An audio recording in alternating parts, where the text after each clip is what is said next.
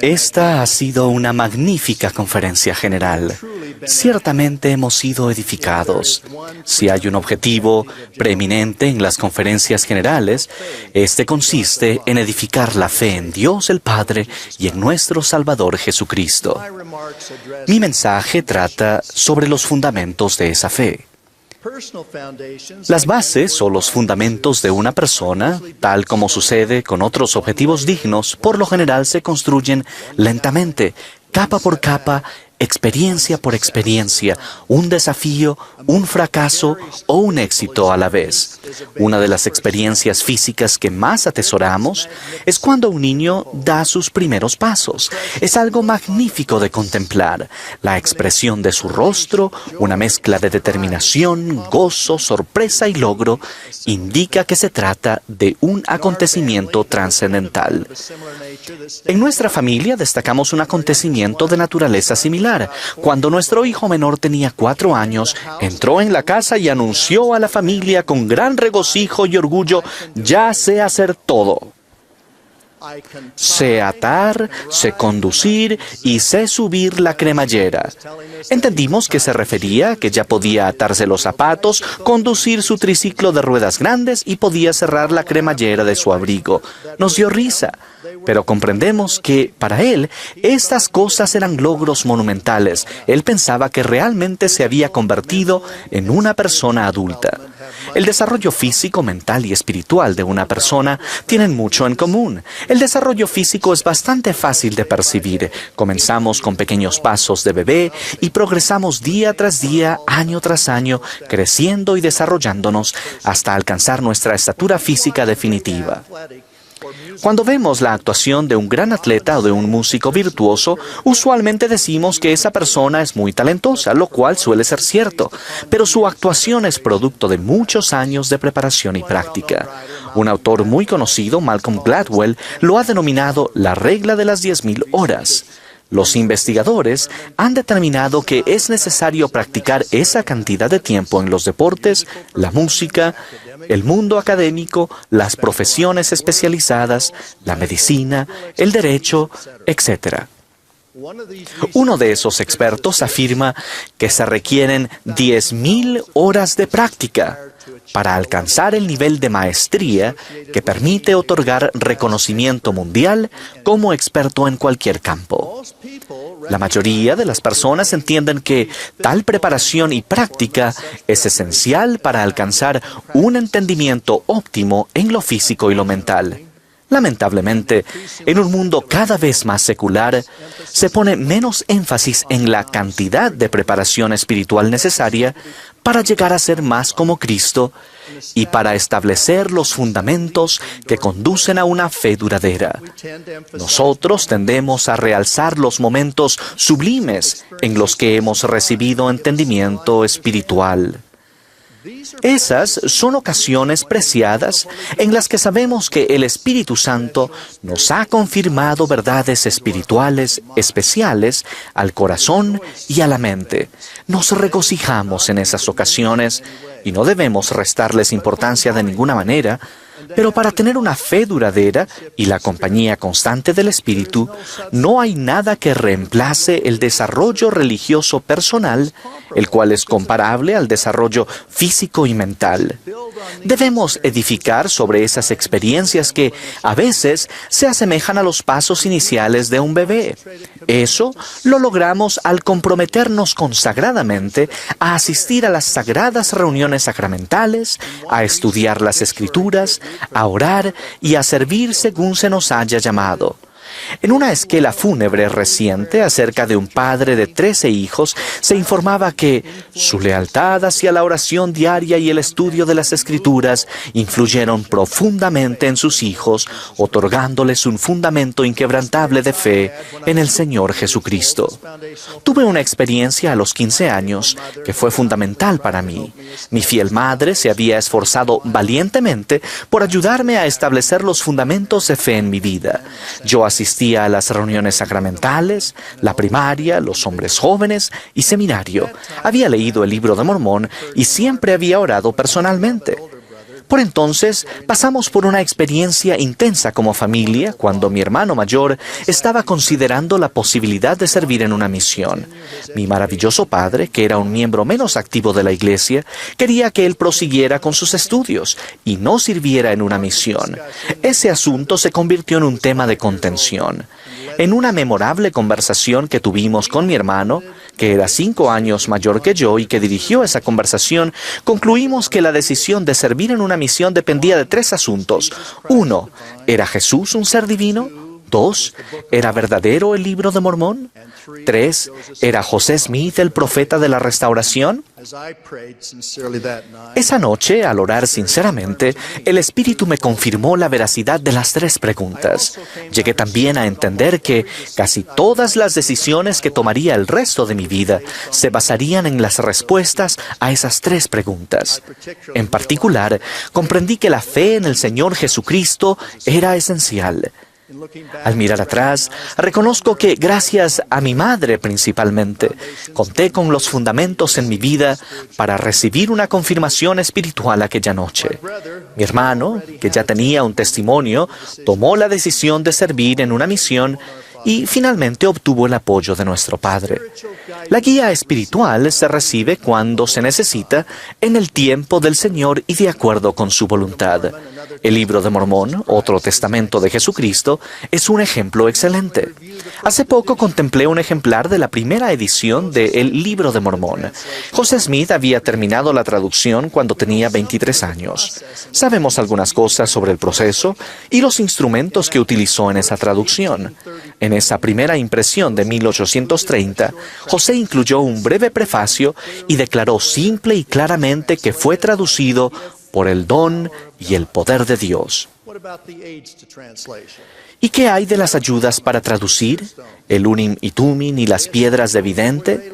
¿Eran imprescindibles o sirvieron de apoyo, como las ruedas laterales de una bicicleta infantil, hasta que José pudo ejercer la fe necesaria para recibir revelación más directamente?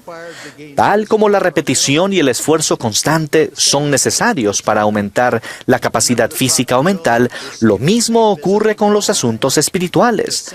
Recuerden que el profeta José recibió 4 veces al mismo visitante Moroni, quien traía esencialmente el mismo mensaje como preparación para recibir las planchas. Creo que la participación semanal en las sagradas reuniones sacramentales tiene implicaciones espirituales que no entendemos plenamente. El meditar en las Escrituras en forma regular, en lugar de leerlas de vez en cuando, puede reemplazar nuestra comprensión superficial por un aumento sublime de nuestra fe que cambiará nuestra vida. La fe es un principio de poder. Permítanme dar un ejemplo. Cuando era un joven misionero, un gran presidente de misión me guió para estudiar a fondo el relato de las Escrituras que se encuentra en Lucas 8, acerca de la mujer que padecía de flujo de sangre desde hacía 12 años y había gastado en médicos todo lo que tenía sin que pudiera curarla. Lo mencionó el Elder Nelson en una sesión anterior. Hasta el día de hoy este sigue siendo uno de mis pasajes favoritos. Recordarán que ella tenía fe en que sanaría si lograba tan solo tocar el borde del manto del Salvador. Cuando lo hizo, fue sanada de inmediato. El Salvador, que caminaba junto a sus discípulos, dijo: ¿Quién es el que me ha tocado? Pedro respondió diciendo que todos ellos, al caminar juntos, le oprimían. Y Jesús dijo: Alguien me ha tocado, porque yo he percibido que ha salido poder de mí. En inglés dice virtud, palabra cuya raíz puede interpretarse fácilmente como poder. En español y portugués se tradujo como poder. Sin embargo, el Salvador no había visto a la mujer. Él no se había centrado en su necesidad, mas la fe de ella fue tal que con solo tocar el borde del manto hizo uso del poder sanador del Hijo de Dios. Y el Salvador le dijo: Hija, tu fe te ha sanado, ve en paz. He meditado en ese relato durante toda mi vida de adulto. Me doy cuenta de que las oraciones y súplicas personales a nuestro amoroso Padre Celestial, hechas en el nombre de Jesucristo, pueden traer bendiciones a nuestras vidas más allá de lo que podamos comprender.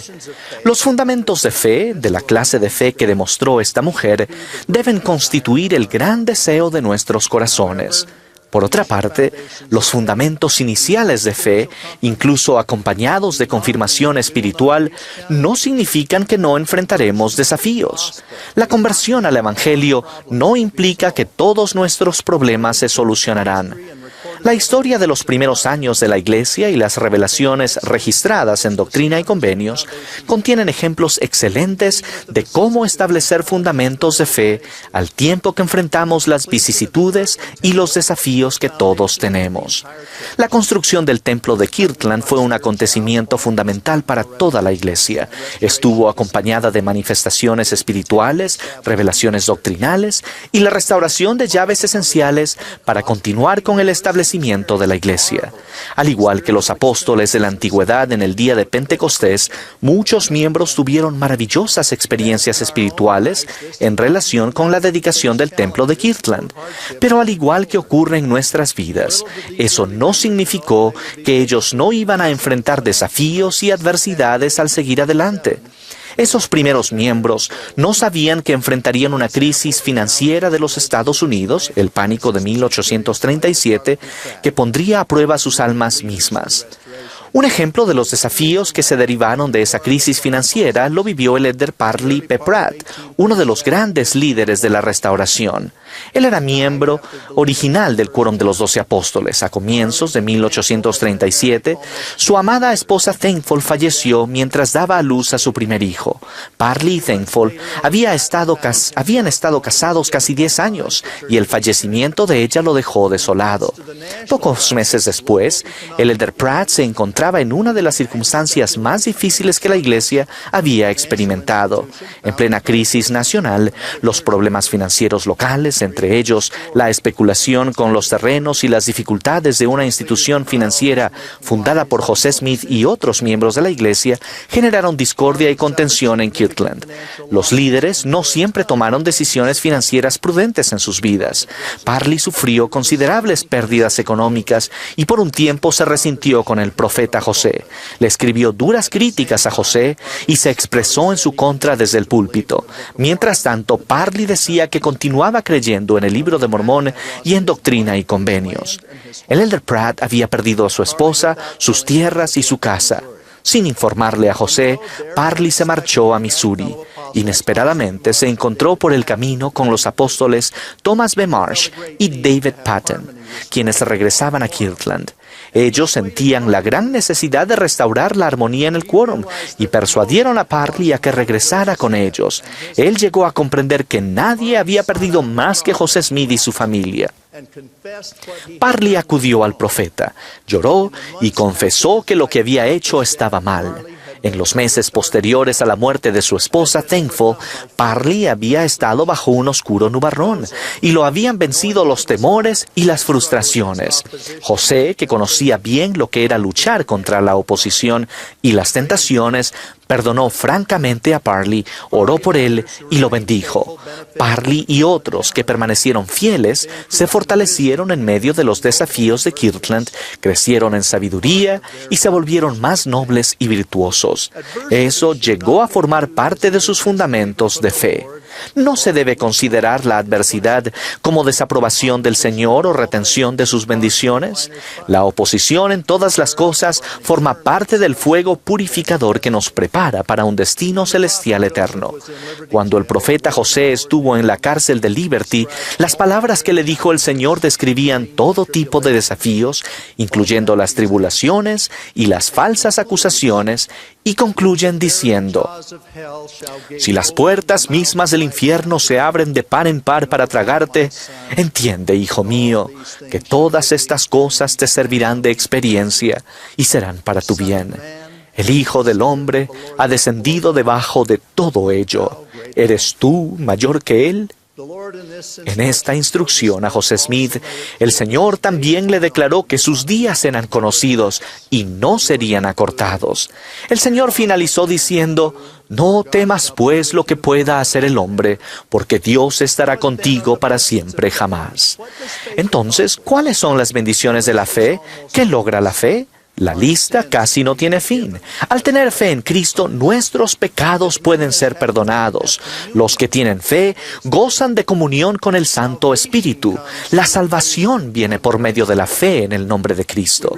Recibimos fortaleza según nuestra fe en Cristo. Nadie entra en el reposo del Señor sino aquellos que han lavado sus vestidos en la sangre de Cristo mediante su fe. Las oraciones se contestan según la fe. Si no hay fe entre los hombres, Dios no puede hacer ningún milagro entre ellos. Al fin de cuentas, nuestra fe en Jesucristo es el fundamento esencial para nuestra salvación y exaltación. Tal como el Amán enseñó a sus hijos, y ahora bien, recordad, hijos míos, recordad que es sobre la roca de nuestro Redentor, el cual es Cristo, el Hijo de Dios, donde debéis establecer vuestro fundamento, que es un fundamento seguro, un fundamento sobre el cual si los hombres edifican, no caerán. Estoy agradecido por el fortalecimiento de los fundamentos de fe que hemos recibido. Mi ruego es que hagamos los sacrificios y tengamos la humildad necesaria para fortalecer los fundamentos de nuestra fe en el Señor Jesucristo. De Él doy mi firme testimonio. En el nombre de Jesucristo. Amén.